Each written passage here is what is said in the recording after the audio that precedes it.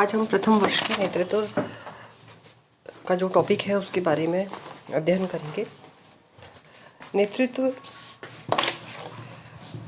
प्रबंध में तथा प्रशासन में एक महत्वपूर्ण तत्व माना जाता है।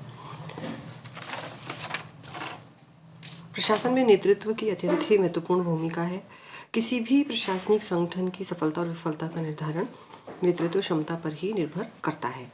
नेतृत्व का अर्थ होता है किसी भी लक्ष्य के लिए समूह को, अधीनस्थों को प्रेरित करना तथा उनमें एक ऐसा भाव उत्पन्न करना जिससे वे लक्ष्यों के प्रति समर्पित भाव से कार्य करें। इसमें लक्ष्य के प्रति प्रेरित करना व पूर्ण दक्षता से कार्य क्षमता को उपयोग में लेना दोनों चीज़ें शामिल हैं। हम ये मानते हैं कि नेतृत्व जो होता है वो संगठन का गतिशील तत्व होता है। गतिशील तत्व होने से कहने से यह मतलब है कि यह संगठन की लक्ष्य प्राप्ति की दिशा में प्रेरित करने वाली एक निरंतर शक्ति होती है। इसके साथ ही यह समूह संबंधों को अक्षुण्ण बनाए रखने की शक्ति भी है। यानी कि अगर आप ग्रुप को बहुत लंबे समय तक एकरूपता से कार्य करने के लिए प्रेरित कर सकते हैं, उनमें एकता की भावना उत्पन्न कर सकते हैं, तो ये एक अच्छे नेतृत्व का लक्षण माना जाता है। नेतृत्व का मुख्य कार्य होता है मानवीय संबंध, ह्यूमन रिलेशन पर ध्यान देना। ह्यूमन रिलेशन जो हम लोक प्रशासन में ह्यूमन रिलेशन शब्द का जो इस्तेमाल करते हैं उसका अर्थ होता है कि मनुष्य को एक मनुष्य की तरह से व्यवहार करके और उसको उसकी संपूर्ण क्षमताएं जो उसकी प्रोफेशनल जो उसके काबिलियत है उसको उपयोग में लेना, उसके व्यक्तिगत और सामाजिक जीवन को किसी भी प्रकार की हानि पहुंचाए बिना। यानी कि जो भी नेतृत्व एक अच्छा नेतृत्व है वो इस बात का ध्यान रखता है कि उसके अधीनस्थ बिना परेशानी के सहयोग करें और जहाँ तक मैक्सिमम वो कोशिश करते हैं कि उनको उनकी जो परेशानियाँ हैं वो दूर हों और वो अपनी प्रोफेशनल लाइफ में अपना पूर्ण सहयोग दे सकें। तो इसलिए हम कहते हैं कि नेतृत्व का मुख्य कार्य होता है मानवीय संबंधों पर ध्यान देना और व्यक्तियों के कार्यों में समन्वय भी स्थापित करना। यानी कि हर डिफरेंट लोग होते हैं, डिफरेंट सेक्शंस होते हैं, विभाजन किए जाते हैं संगठन में।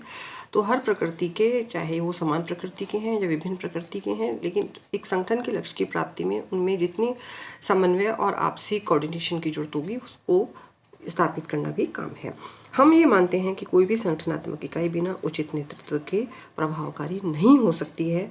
हम नेतृत्व क्षमता को का कोई स्थापन सब्स्टिट्यूट नहीं ढूंढ सकते हैं।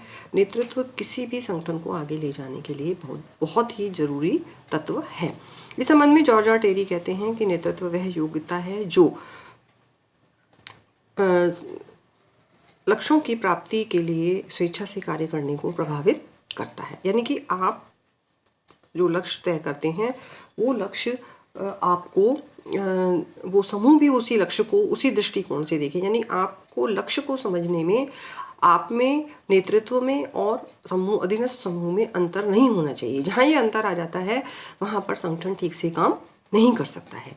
और इसी तरह लिविंगस्टन कहते हैं कि नेतृत्व से आशय उस योग्यता से है जो अधीनस्थों में सामूहिक उद्देश्यों का अनुसरण करने की इच्छा जागृत करता है। यानी कि लेस फॉर मी और मोर फॉर अस, ऐसी भावना कि हम जो काम कर रहे हैं मिल करके, समूह जो काम कर रहा है वो बहुत महत्वपूर्ण है और उसमें हम अपने व्यक्तिगत लाभ को छोड़ करके हम उसमें समूह के जो फायदा है उससे हिसाब से काम करेंगे। ऐसी भावना जो क्षमता जो पैदा हो जाती है की जाती है किसी नेतृत्व द्वारा, वो सफल नेतृत्व माना जाता है।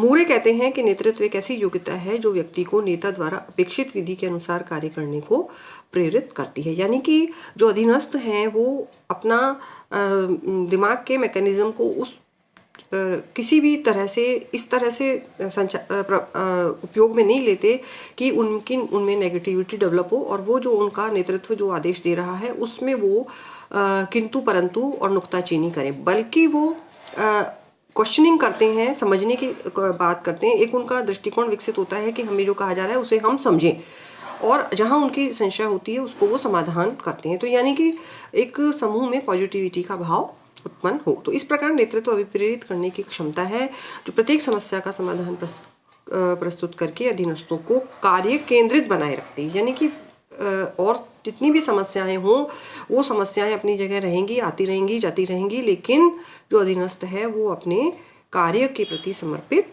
हो। यह लक्ष्य की सामूहिकता को स्थापित करके सहज भाव से, ये सबसे महत्वपूर्ण बात है कि सहज भाव से लोगों के सहयोग लेने की कला को हम नेतृत्व कहते हैं।